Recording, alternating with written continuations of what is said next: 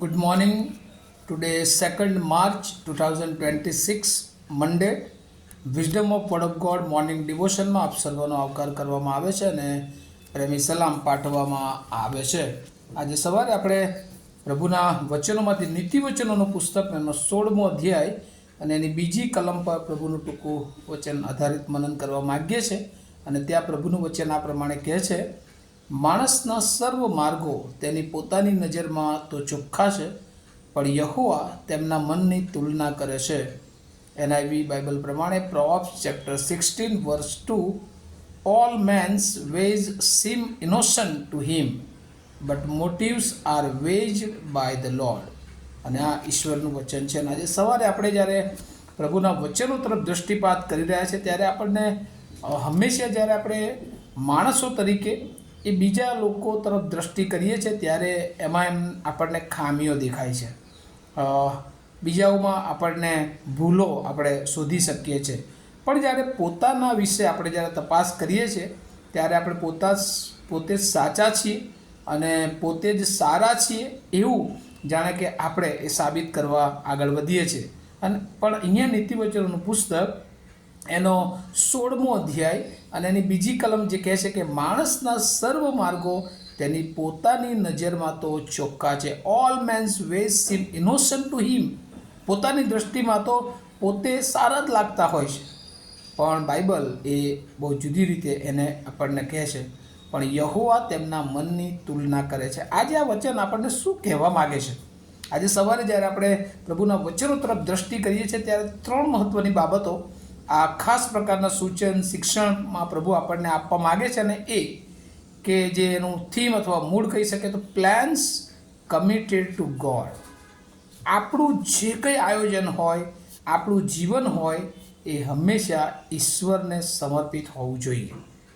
પહેલી બાબત જે આજે સવારે પ્રભુ આપણને શીખવવા માગે છે ને એ કે આપણું જે આયોજન એ ત્યારે જ સફળ થાય છે જ્યારે આપણો ઈશ્વર છે એના ઉપર આપણો આધાર હોય. ગીતશાસ્ત્ર એનો 22મો અધ્યાય અને એની 8મી કલમ જો આપણે વાંચીએ ત્યાં લખ્યું છે કે પોતાને યહોવાના હાથમાં સોંપ. અને એટલે જ્યારે આપણે કોઈ પણ આયોજન કરીએ, કામ કરીએ, વિચાર કરીએ એ પૂર્વે જો આપણા જીવનને, આપણા મનને, આપણા વિચારોને જો ઈશ્વરના હાથમાં સોંપીએ છીએ તો આપણને ઈશ્વર યોગ્ય દિશા તરફ લઈ જાય છે. અને એ માર્ગો ઈશ્વરના આધારિત હોય છે અને એટલા માટે એ માર્ગો સફળ થાય છે. બીજું પણ એક વચન ગીતશાસ્ત્ર એનો 37મો અધ્યાય અને એની 5મી કલમમાં પણ એ પ્રમાણે લખવામાં આવ્યું છે, તારા સર્વ માર્ગોમાં યહોવાને સોંપ અને તે તને ફળીભૂત કરશે. અને એટલે ઈશ્વર વગર આપણા કરેલા આયોજનો, આપણા માર્ગો એ સફળ થતા નથી. અને એટલા માટે ગીત 37 અને 5માં કીધું કે તારા સર્વ માર્ગો યહોવાને સોંપ. આપણા દરેક માર્ગો, આપણા વિચારો, આપણા આયોજનો આપણે ઈશ્વરને સોંપીએ અને તો જ તે સક્સેસ થશે, તો જ તે ફળીભૂત થશે. નહીં તો આપણે ગમે એટલા આયોજનો કરીશું પણ એ સફળ થશે નહીં.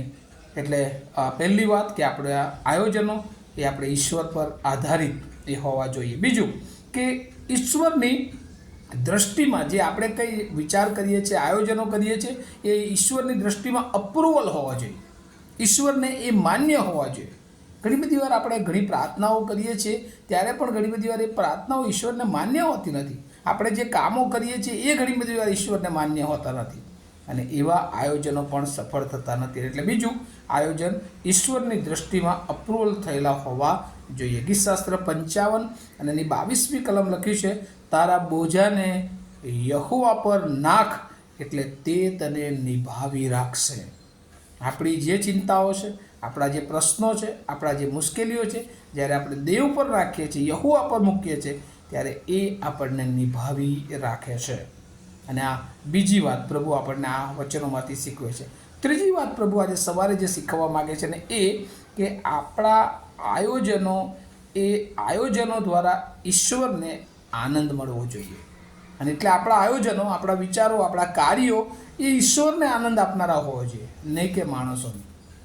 ઘણી બધી વાર આપણે માણસો આધારિત આયોજનો કરીએ છીએ, પણ ઈશ્વર આપણને હંમેશા કહે છે કે માણસોને માટે ઈશ્વર આધારિત જ્યારે આયોજનો થાય છે ઈશ્વરની દૃષ્ટિમાં અપ્રુવલ હોય, ઈશ્વરને માન્ય હોય એવા કામો તરફ જ્યારે આપણા જીવનને આગળ વધારીએ છીએ ત્યારે પ્રભુ એ કાર્યને આશીર્વાદિત કરે છે. અત્યારે બહુ ગંભીર પરિસ્થિતિમાંથી વિશ્વ પસાર થઈ રહ્યું છે. ઈરાન, ઇઝરાયલ, અમેરિકા અને બીજા દેશો એ યુદ્ધની જે સ્થિતિ ચાલી રહી છે, એકબીજા ઉપર મિસાઇલો ફેંકવી, એકબીજાને નુકસાન કરવું, એકબીજાને મારી નાખવા અને એના દ્વારા એકબીજાથી એ બળવાન છે એ પુરવાર કરવા જઈ રહ્યા છે. ત્યારે નુકસાન એ સામાન્ય લોકોને થઈ રહ્યું છે. અસંખ્ય લોકો એ મરણ પામી રહ્યા છે. અસંખ્ય એ દેશોમાં જે નુકસાન થઈ રહ્યું છે અને એની અસર ભવિષ્યમાં દરેક માણસને ભોગવવી પડશે. અને એટલા માટે આજે સવારે પ્રભુ આપણને આ બધી પરિસ્થિતિઓ જોતાં એ વિચાર કરે છે કે જો આપણા માર્ગો, આપણા આયોજનો ઈશ્વરને સ્વાધીન હોય તો એને ઈશ્વર આશીર્વાદિત કરે છે.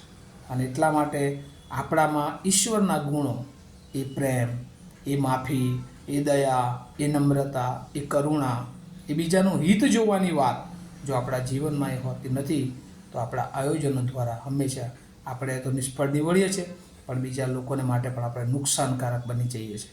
અને અત્યારની જે પરિસ્થિતિ જે ચાલી રહી છે, ઈરાન ને ઇઝરાયલ ને અમેરિકા અને બધા દેશો એકબીજાને નુકસાન કરી રહ્યા છે, પણ આખરે તો એ બધાએ એ ભોગવવાનો વારો આવવાનો છે. અને એટલા માટે આપણે પ્રાર્થના કરવાની જરૂર છે આ દિવસોમાં કે ઈશ્વર મધ્યસ્થી કરે, ઈશ્વર એમના માર્ગોને એ સીધા કરે, ઈશ્વર એમના જીવનમાં રહેલી એ જે બાબતો છે એકબીજાને તોડી નાખવાની, એમાંથી નેસ નાબૂદ એ વિચારોને કરે અને ફરી એકવાર વિશ્વ એ શાંતિ તરફ આગળ વધે. આપણે એના બાળકો તરીકે આપણે એ બધાને માટે પ્રાર્થનાની જરૂર છે કે પ્રભુ આ દિવસોમાં સમાધાનનો માર્ગ કાઢે અને આ દેશો વચ્ચેના જે યુદ્ધો ચાલી રહ્યા છે કે જે એક એક વિશ્વના માણસોને અસર કરનાર છે, ત્યારે એમાં ઝડપથી નિરાકરણ આવે અને ફરી એકવાર એ લોકો એકબીજાને પ્રેમ કરી શકે, એ લોકો બચી જાય એવી આપણે પ્રાર્થના કરીએ. આવો આપણે પ્રાર્થના કરીએ. અમારા જીવતાને પ્રેમાળ ઈશ્વર, આજે સવારે આભાર માનીએ છીએ. જ્યારે અમે અમારા માર્ગો તરફ જોઈએ છીએ ત્યારે અમને એ ચોખ્ખા લાગે છે, પણ પ્રભુ તમે અમારા મનની તુલના કરો છો. કેમ કે પ્રભુ અમે ઘણી બધી વાર સ્વાર્થી વિચારો કરીએ, પક્ષાપક્ષીના વિચારો કરીએ, આયોજનો કરીએ, પણ એ બધામાં પ્રભુ તમે અમને દોરવણી આપો. પ્રભુ તમે અમને શુદ્ધ અને પવિત્ર વિચારો કરવાને માટે, અમારા આયોજનો દ્વારા તમને પ્રભુ મહિમા આપવાને માટે અમે તૈયાર હોય. બીજા માણસો પ્રત્યે અમારો પ્રેમ હોય, અમારી કરુણા હોય, અમારી દયા હોય, માફી હોય અને એ પ્રમાણે બધાને પ્રભુ આગળ લઈ જનાર, બધાને પ્રભુ બચાવનાર, બધાને તમારી તરફ લાવનારા આયોજનો કરવા માટે અમને કૃપા આપજો. અત્યારે પ્રભુ જે ઈરાન અને ઇઝરાયલ જે યુદ્ધ ચાલી રહ્યું છે, પ્રભુ બંને દેશના જે આગેવાનો, નેતાઓ, ફોર્સ એકબીજાને નુકસાન પહોંચાડી રહ્યા છે. અન્ય દેશો પણ પ્રભુ એમાં જે પોતાનો સપોર્ટ ને બધી બાબતો કરીને આખા વિશ્વને પ્રભુ શેતાન આ યુદ્ધ દ્વારા દોડી રહ્યો છે. અમારી પ્રાર્થના છે પ્રભુ એને તમે કંટ્રોલમાં લો અને પ્રભુ બંને દેશોમાં શાંતિ સલામતી સ્થપાય. અસંખ્ય લોકો પ્રભુ મરણ પામી રહ્યા છે, ત્યારે એમના પરિવારોને પ્રભુ તમે સંભાળજો અને આખા વિશ્વમાં અરાજકતા ના આવે પ્રભુ, વિશ્વયુદ્ધ તરફ આગળ ના વધાય, પણ પ્રભુ એ એક એક માણસને બનાવનાર ઈશ્વર તમે છો. આ પૃથ્વીના સર્જનહાર પ્રભુ તમે છો, ત્યારે તમે એને કંટ્રોલમાં લો એવી પ્રાર્થના કરતા અમે સગળ અમારા જીવનો અને આજે જેઓએ વચન સાંભળ્યું છે સર્વને માટે તમારી કૃપા માગતા મારી પ્રાર્થના ઈસુ પ્રભુના નામમાં સાંભળો, તેનો સ્વીકાર કરો. Amen. Have a nice day to all of you. Thank you.